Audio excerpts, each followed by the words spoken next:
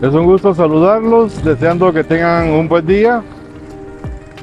El Club Literario Coatepeque, como institución cultural en nuestro municipio, se hace presente en el cementerio de nuestra ciudad para presentar un homenaje a nuestros difuntos con ocasión de conmemorarse el 1 de noviembre, Día de Todos los Difuntos. Es un gran gusto para nosotros estar aquí reconociendo el cariño que nos dieron durante su estancia en la tierra, en nuestras casas, en nuestras calles, en nuestro municipio, y en esta oportunidad queremos manifestarles nuestro agradecimiento por el cariño y el afecto que nos entregaron. Por favor, acompáñenos en este justo reconocimiento a nuestros fieles difuntos.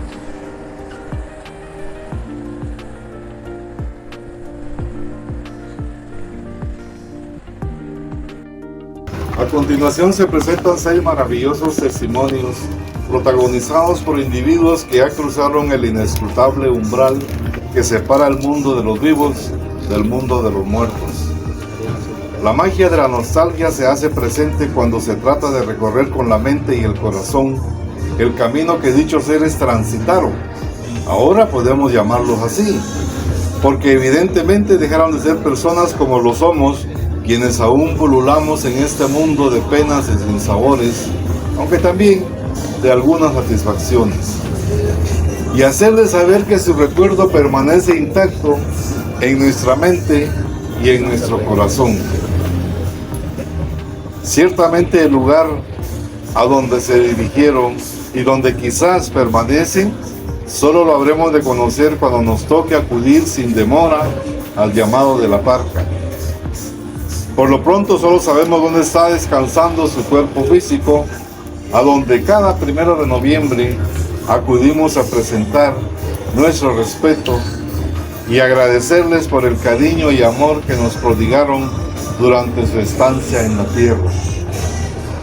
Cuando acudimos al domicilio de nuestros difuntos, ubicado en el barrio La Independencia, zona 1 de Coatepeque, no podemos dejar de sentir esa neblina mágica que envuelve a todos los cementerios y que nos grita a todo pulmón que algún día, hora temprano, hora tarde, también fijaremos aquí nuestro domicilio, el cual primero Dios será para siempre.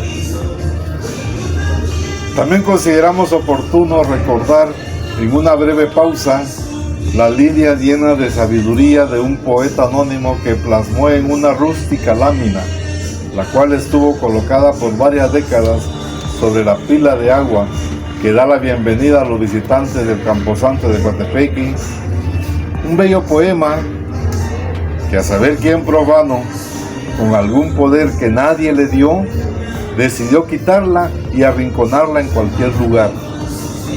Lamentablemente no sabemos dónde quedó dicha lámina, pero sería algo afortunado recuperarla y colocarla nuevamente en su lugar original, donde sentó sus reales, recordando a cada persona que entraba al cementerio el signo de la vida.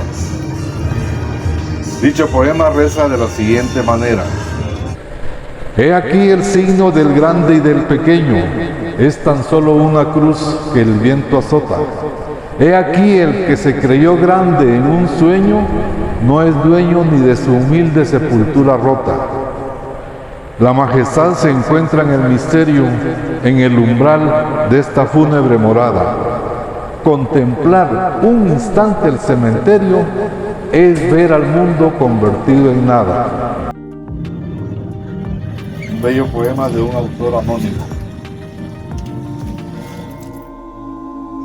Hay veces que los difuntos se niegan a creer que han partido, y hay veces en que ellos mismos deciden regresar. La antañona casa de madera de 2 niveles que levantó don Ángel luego de su arribo a Coatepeque distaba del cementerio general 1,5 cuadras, dispuesta en escuadra exactamente paralela a la 0 avenida o calle del cementerio, zona 1 de Coatepeque. Precisamente una noche de noviembre, recién celebrado el Día de los Santos y de todos los difuntos, inusualmente el aguacero acontecido durante toda la tarde no había aminorado el calor cerca de la medianoche. Don Ángel, que aún estando profundamente dormido, parecía estar siempre atento al más pequeño de los ruidos, tanto dentro como fuera de la casa. Despertó cuando oyó un lejano rumor de pasos de alguien que se acercaba. Con sigilo se levantó y dejó el tibio lecho para acercarse a la baranda de madera del segundo nivel que daba directamente a la calle que desembocaba en la calle del cementerio. Un generoso árbol de naranja le escondía parcialmente de quien tratara de verlo desde la calle, y tras una medio frondosa rama se quedó viendo la calle iluminada por un foco desde aquella esquina, cuya amarillenta luz apenas daba forma a las piedras y pequeños arroyos formados durante la lluvia reciente. El silencio era abrumador y la soledad de la calle aún más.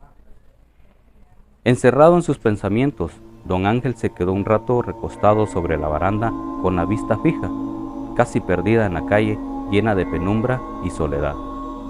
De repente escuchó con un poco de más claridad el rumor de pasos, solo que esta vez parecían de alguien con cierta dificultad para caminar. Se quedó quieto, callado y expectante. Después de un tiempo que le pareció eterno, vio la sombra alargada de alguien que venía como del barrio El Jardín que colindaba con la Independencia, separado solo por la calle del cementerio. Era una sombra recta, no muy larga y tampoco muy ancha. Al quedarse viendo la sombra, fue apareciendo la figura de una persona que en la penumbra no podía distinguirle bien qué parecía cargar lo que proyectaba la sombra alargada. A medida que se acercó a don Ángel, podía ver bien de quién o de qué se trataba.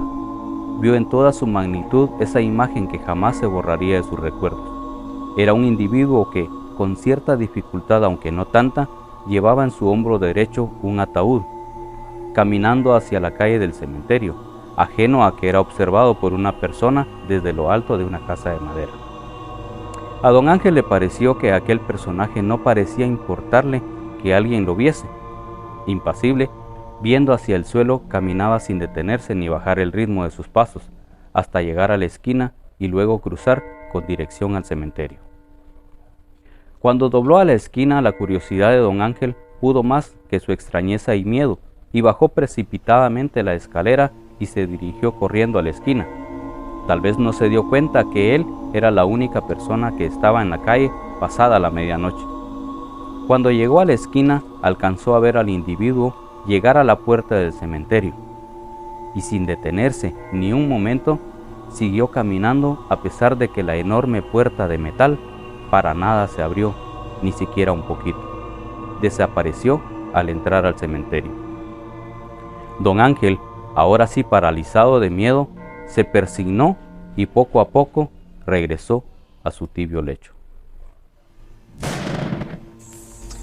Cuando salgas de fiesta, cuida mucho de no beber demasiado, pero sobre todo, cuida mucho tus pasos en el camino de regreso.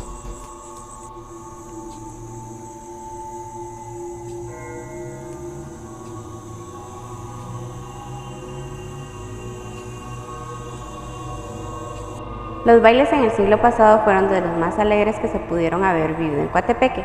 El Salón Pro-Hospital era sede obligada de fiestas de graduaciones, Navidad, fin de año y de la feria de verano.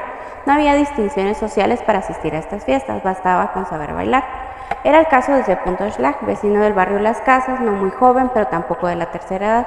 Buen bailarín, trasnochador empedernido, bebedor social, le gustaban las parrandas.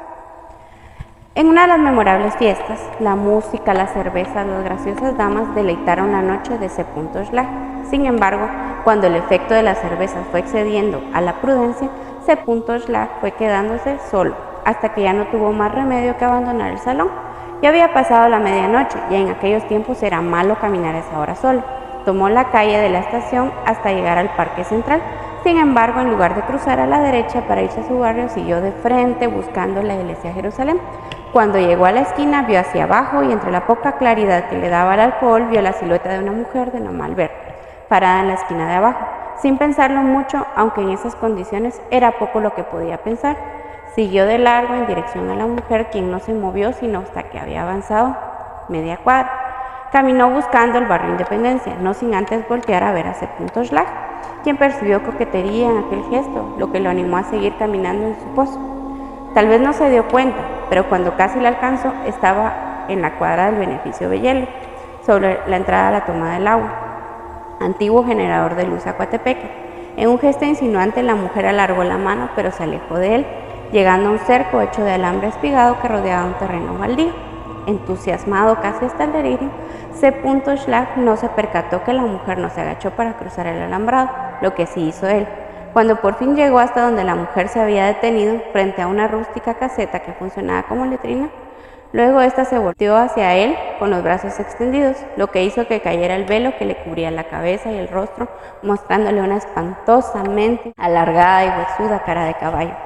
El hombre enamorado quedó paralizado por completo, con los ojos que ya se le salían. Cuando aquel espectro abrió los brazos y las fauces sobre el pobre C.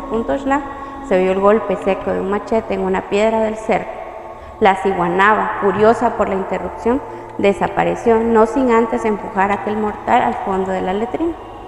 El del machete fue don Andrés, guardián del beneficio, quien, percatándose de lo que pasaba, corrió hacia aquel individuo que estaba siendo encantado por su vieja conocida, la ciguanaba.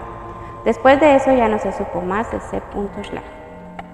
Si viajas en la carretera de noche, procura guiarte de consejos, sobre todo si vas a pasar por el vado ancho. Los viajes en camión, fuera de cansados y tediosos, tienen la particularidad de que la mayoría de camioneros trata siempre de no transitar por la noche. De todos modos, algunas veces no pueden evitarlo. Siendo así, procuran entonces que su ruta no coincida con pasar a la medianoche por el puente Vado Ancho, sobre el río Naranjo, que separa Quetzaltenango de San Marcos. ¿Por qué? Entre los camioneros sigue muy fresco el recuerdo de quien llamaban el rey de los camioneros, el que había crecido al volante de pequeños y grandes camiones. Llegó a manejar grandes cabezales por Centroamérica, hasta que compró un mediano vehículo y estableció su negocio con quienes había trabajado una negra noche de diciembre. En casa, su familia tenía todo listo para celebrar la Nochebuena, y justo a las 6 de la tarde de ese día 24, llegó a su puerta un grupo de personas con quienes había trabajado toda su vida a pedirle un viaje más. Necesitaban trasladar un gran cargamento de pinabetes hacia la frontera con México. Era prohibido comerciar pinabete y debían tener cuidado. Por eso acudían a él, pues era un piloto que conocía todos los caminos. Al principio se negó, pero ante los argumentos del grupo, quienes le aseguraron no haber problema alguno y, sobre todo, una buena paga, contra los deseos de su familia aceptó, y su argumento fue determinante. No es la última Navidad, ya vendrán más y además ya me perdí muchas Navidades. Una más no importa. Hasta cuando venía de regreso, se percató que daban las 3 de la mañana y estaba próximo a pasar el puente Vado Ancho. Un pequeño escalofrío recorrió su nuca cuando entró a la curva que daba al puente y vio, a un tramo adelante, la figura de una patoja con un largo vestido blanco en el medio de la carretera. Tomó un machete que siempre llevaba y accionó su bocina con fuerza, pero la figura no se movió. Tratando de dominar el temor, agarró fuertemente el timón y decidió no desviarse para evitarla, aumentando la velocidad. Cuando pasó encima, solo sintió una ráfaga de viento helado. Desde el retrovisor de su lado, trató de ver algo y nada. Cuando volteó hacia el otro, prendido en la grada exterior de la puerta del copiloto, una mujer, evidentemente joven, pero de cara maltrecha, y tratando de contener la risa, le miraba burlonamente. El rey de los camioneros se alteró, pero no perdió el control. Sin embargo, cuando regresó la vista hacia su ventana, aquella figura tenebrosa estaba casi sobre él, riéndose estruendosamente. Ahí sí perdió el control. Haciendo zigzag, el camión fue a impactar a una patrulla, matando a 2 policías y a él mismo. Los policías alcanzaron a oír que el piloto balbuceaba agónicamente las palabras: la niña del Vado Ancho, no la busquen, porque no la maté. Dicen que cuando se escucha cerca está lejos, y que cuando se escucha lejos está cerca. Pero ¿alguna vez has pensado en qué tan rápido puede pasar de estar lejos a estar cerca? Casi a 3 cuadras del cementerio, por el barrio Independencia, el vecindario de ese sector estaba acostumbrado, por lo menos en la generación hacia atrás, a que cada cierto tiempo el grito desgarrador y terrorífico de la Llorona se dejaba oír desde una esquina, cerca de donde vivieron unos exalcaldes de Coatepeque, una familia de reconocidos carniceros y una panadería de renombre por su alcurnia y la calidad de su pan.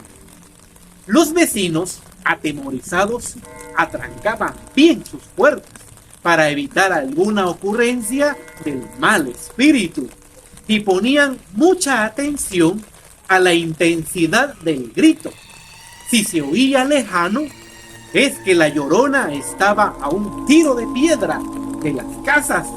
Por el contrario, si el llanto se percibía estridente y con mucha sonoridad, el espectro se encontraba muy lejos del vecindario. Sucedió una noche, casi a fines de los 50 del siglo pasado, en una familia reconocida del barrio. Doña Esperanza, nombre ficticio, atendía al primogénito de la familia que había formado con don Esteban, nombre ficticio.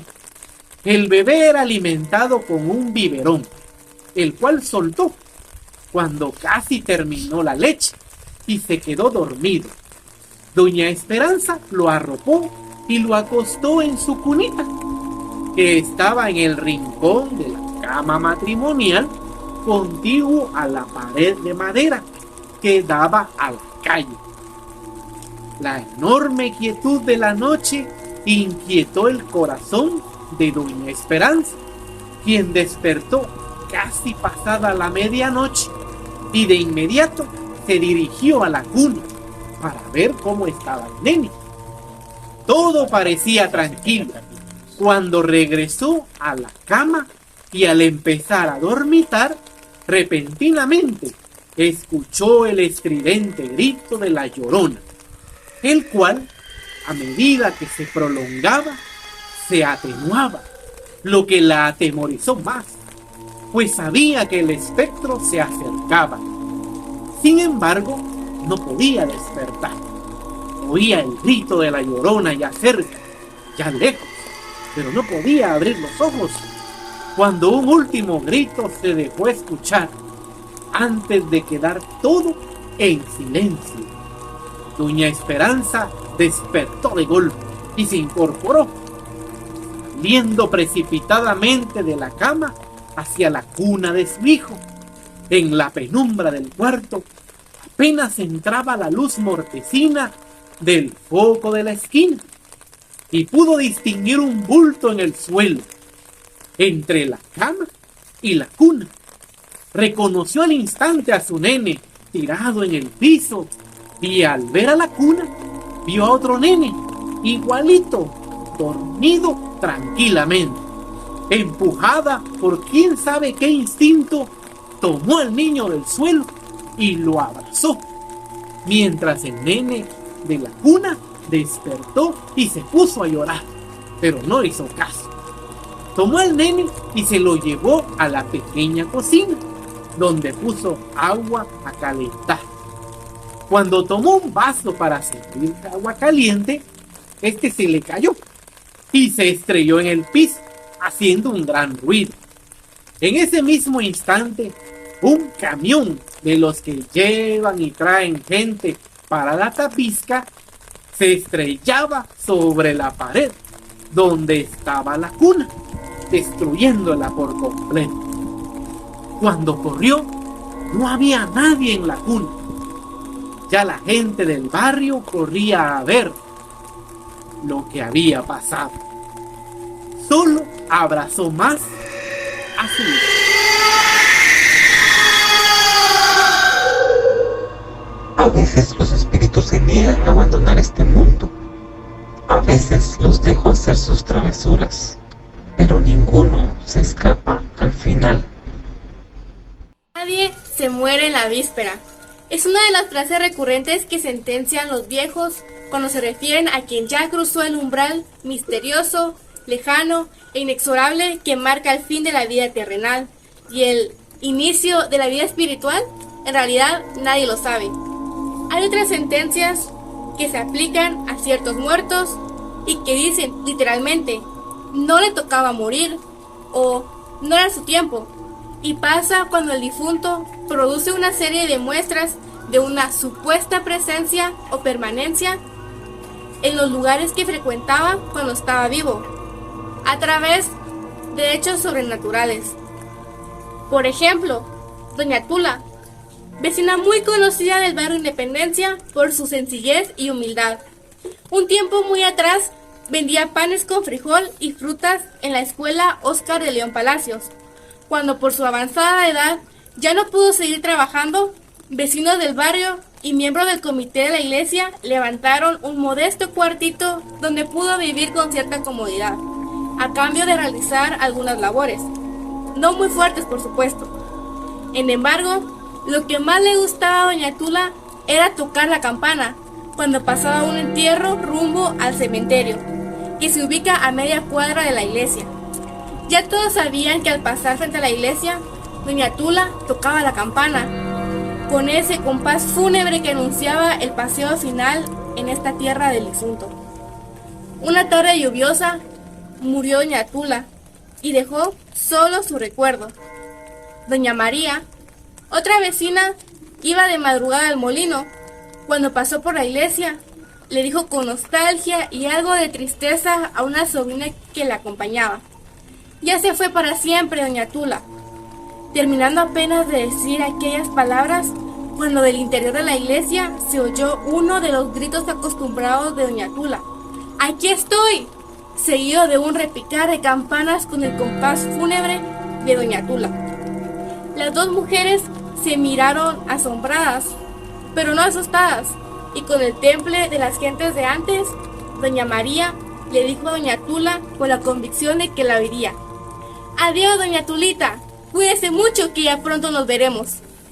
Cuando cruzaron la esquina en busca del molino, todavía replicaba la campana con ese compás sonoro con que Doña Tula la tocaba, anunciando la presencia de aquellos que ya no viven con nosotros, pero que sí vivieron. El otro día me tocó venir a recoger a alguien que partió de una manera muy peculiar. Escuchen. El pobre Daniel era uno de esos personajes de pueblo que han sucumbido al vicio del alcohol. Era alguien que no faltaba en los velorios. Con sus ocurrencias entretenía a los amigos y a los dolientes, ya que tenía un lenguaje muy fluido aquí en sus años de juventud, gracias a su hábito por la lectura. En una de esas tertulias de velorio, en la rueda de quienes oían su plática, había un aprendiz de bolo, que cuando se tocó el tema de las almas en pena y aparecidos, y principalmente cuando se refirió al cementerio y a todo lo que él mismo le concernía, afirmó que podían haber espantos y almas en pena en cualquier parte, menos en el cementerio, y que si había un lugar en Coatepeque donde jamás lo espantarían, ese era el cementerio. Ya sea por los vapores del alcohol que había circulado generosamente durante todo el velorio, o tal vez por el ego exaltado, entre los asistentes hubo uno que sugirió salir de dudas de una vez por todas e ir al cementerio en ese mismo momento, cuando el reloj marcaba las 12:21, casi la medianoche. Esta propuesta, como si se tratase de un reto pugilístico, fue recibido con gran algarabía en la mayoría de los tertulianos. El pobre Daniel tomó la batuta y le dijo a aquel personaje que iría junto a él en su recorrido por el Camposanto. Y así tomaron rumbo hacia el cementerio. Como la puerta principal estaba cerrada, se dirigieron hacia un camino como yendo al río Naranjo, y en una pared inconclusa lograron acceder fácilmente al cementerio por el fondo. El grupo entró y cesaron las risas y los gritos, como obedeciendo a la exigencia de respeto y silencio que todos debemos observar ante la misteriosa majestuosidad del hogar de los difuntos. Solo hablaban en apagados cuchicheos. Al llegar a un vértice de calles, el pobre Daniel señaló lo que era el anfiteatro, exactamente dentro de la casa que servía de oficina de vivienda del encargado de cuidar el cementerio, don Cándido, vecino del barrio Independencia y quien había trabajado como tal casi toda su vida. Hablando en voz baja, propuso que esperaran alrededor de la casa, pues de un momento a otro iba a entrar el cuerpo de un muerto. Habría sido hallado en una cuneta, y como nadie lo había identificado ni tampoco reclamado, lo iban a enterrar como XX. Alrededor del anfiteatro esperaron tal acontecimiento, pero para colmo una tenue llovizna empezó a caer, pero no los hizo moverse del lugar. El más motivado de todos era el valiente, quien encuclillado esperaba el arribo del cadáver.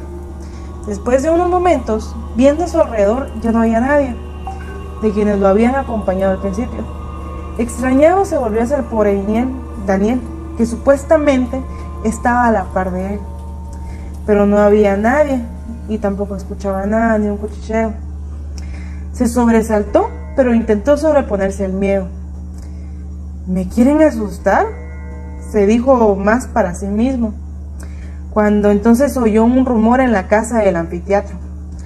Alargó el cuello para ver algo y entre las tumbas y los mausoleos distinguió las siluetas de quienes parecían acompañar un bulto que era transportado en una carreta.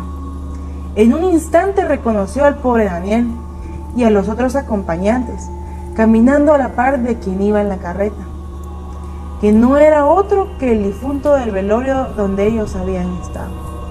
Intentó ponerse de pie, pero el reo de su camisa se enganchó en la varilla de un mausoleo y no lo dejó incorporarse. Ahí mismo sufrió un infarto y al amanecer encontraron su cadáver. En el anfiteatro no hubo nada. Eso sí, a los velorios nunca faltó el pobre Daniel y sus seguidores.